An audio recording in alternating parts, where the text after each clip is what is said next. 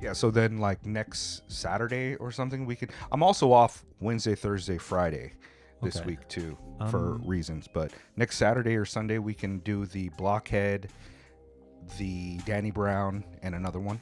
Yeah, sounds good. Right? Have you listened to Danny yet? I haven't listened to either. No, Neither I have listened. I. The Danny came out like late evening for us because I guess Yeah. it was like the last time, like the last time zone release date or whatever. Like maybe it was like West Coast time or something like that. Okay. But then yeah, like the Andre came out at like midnight on the dot, so I listened to that. What is it? Just like new age jazz, ambient, fucking ambient. flute stuff. It's pretty. They got drums.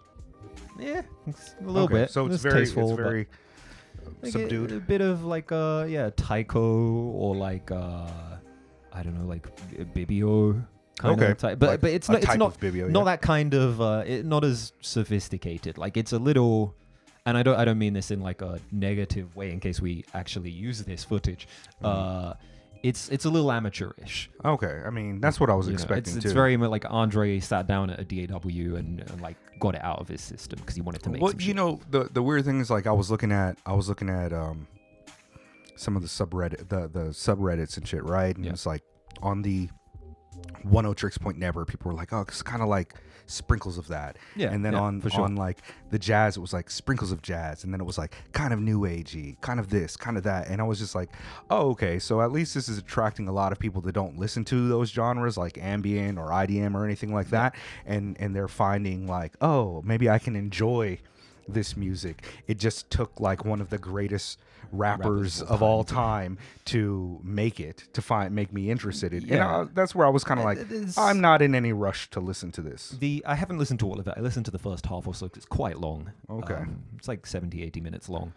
And yeah, maybe the first half of it, usually there's like a drone or like a simple chord like texture, maybe 2-3 chord progression. Usually very nice chord progression, synthesizers, and some kind of improvised melody over the top where he's playing the flute or he's playing the keys. And you can definitely tell that this is not a pianist, Sure. like improvising over the top. It's very much like here's a very simple refrain that I'm going to repeat and play, slight variations of. There's a few like sour notes on there every now and then where it's like, oh, he's like hit something, and it gives it like its own charm. It's kind of like DIY. It's kind of punk in that way. I can appreciate it. Like, I actually listened to Eddie Murphy's like reggae album. And this is like, this is one of the greatest comedians, stand-up comedians and actors, comedic actors of all time.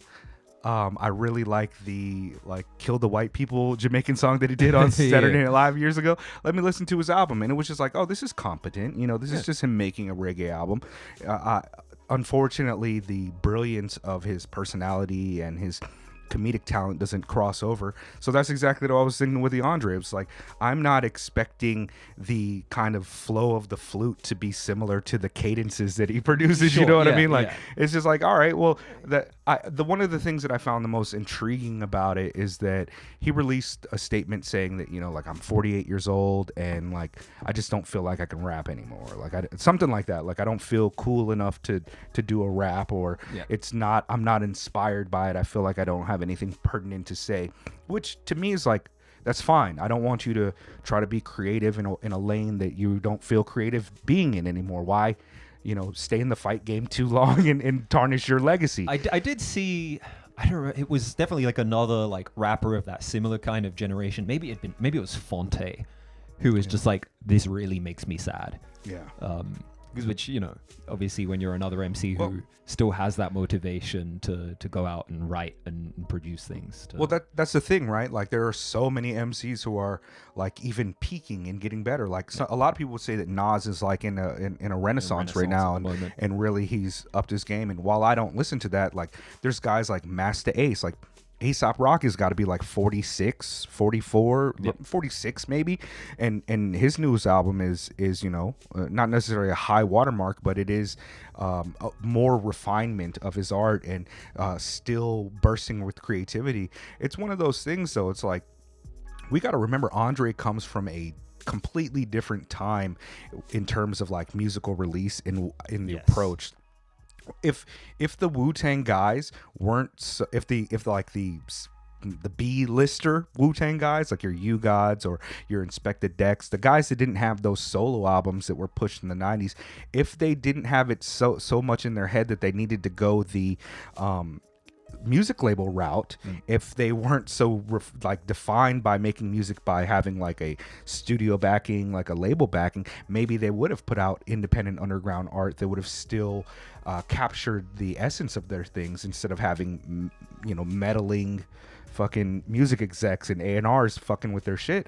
And it's just like Andre comes from like the highest level of like music industry. Yeah, absolutely. He's that, like, I mean, Hey is an institution unto itself. Like, yeah, and it's like when you're that and you're that famous and you're not able to just like walk around with a flute without people recognizing you or some shit. What? It's like maybe your creativity is different. You can't just like go post in the mud with like turn it on Earl and Mike to a degree. You know what I mean? It's like you're and also you're thinking about the music industry differently. Like I remember years ago, he was talking about like, oh, I'd love to work with Square Pusher. Yeah. And if perhaps he didn't have that kind of everything needs to be like a rollout, a single, and I'm not saying he does, but he perhaps could have just been like, yeah, let's hang out and make music together and see what happens. Well, he released 2 songs, maybe 4 or 5 years ago. He released 2 songs with James Blake. James Blake is playing the piano and he's playing the flute and he's singing as well. He sings on that on those tracks. And it was 2 tracks. I think one of them is all instrumental. The other one has singing. I think it was like a tribute to his mother who had just passed away. And he posted them on SoundCloud and there was like no fanfare around it. And then like those songs kind of just vanished. I don't know if those songs are still, I'm sure they're still online if you want to listen to them. But no real traction. There's no real Didn't traction. enter the zeitgeist. I wonder if this is kind of meant to be the same, because I mean, he just kind of was like, all right, this is coming out on Friday. It's not a rap album. But then somebody got a hold of it and it people became got a whole hold of thing. it. You know, it's Andre 3000. People have been fiending for this album for decades at this point. It's been 20 years since Idlewild at this point, so. Has it? No shit, right? At least 15 years. Yeah, no shit. And man, I wish him all the success that he wants. I haven't necessarily followed his career. I've heard a few of the songs that, like with the Frank Ocean features and things, but I don't hear like, oh, there's a new Andre verse and then like run to find it or anything like that.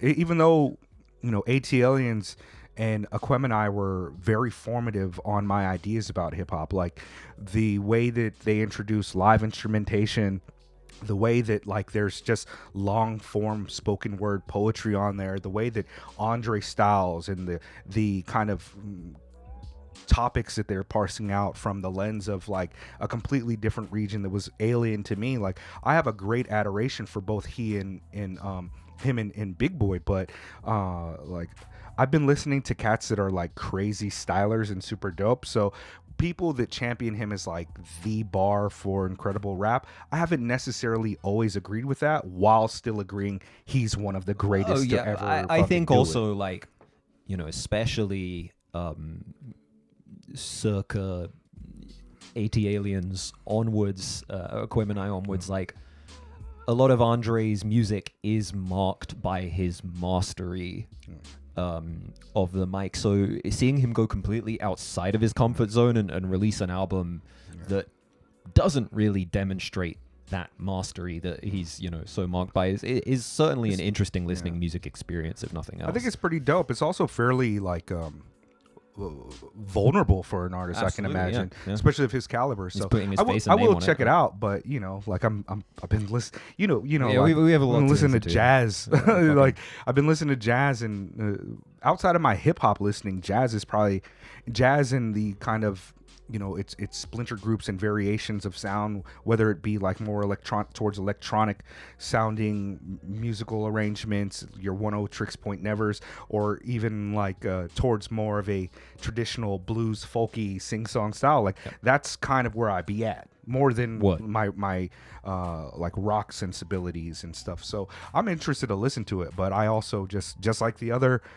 even when a Kendrick verse comes out, I don't run to it like that. For sure. I just have not been a part of that kind of I don't dip my toes in the zeitgeist like that. It's like everybody's talking about it. Yeah, I mean, like one of Andre's most notable verses from, I guess, about a decade ago now was like the Rick Ross feature he was on. Oh, I definitely didn't listen to that. And he bars out for like maybe 64 bars on there. Oh wow! Like it's a monster verse, and he goes crazy on it.